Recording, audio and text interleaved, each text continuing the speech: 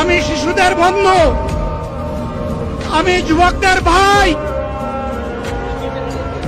আমি বয়স্কদের সহযোদ্ধা, আমার বোনদের আমি ভাই।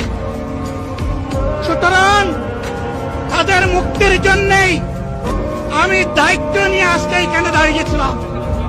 আল্লাহর ইচ্ছা শরীর আমাকে সাময়িকভাবে সহযোগিতা করে না, এটাও আল্লাহর ইচ্ছা যে এখন আল্লাহ আমাকে কথা বলার সুযোগ দিচ্ছেন।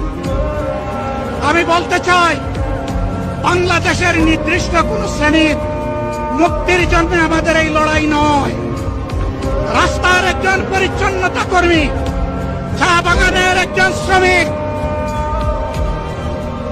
রক্ত পানি করে ঘাম জড়ানো আমার একজন রিক্সা চালক ভাই মাঠে ময়দানে বাংলাদেশের মানুষের মুখে যারা এক মুঠো ভাত তুলে দিতে চায়, আমার সেই কৃষক বন্ধুটি, আমি তাদের হয়ে আজকে এখানে কথা বলতে এসেছি।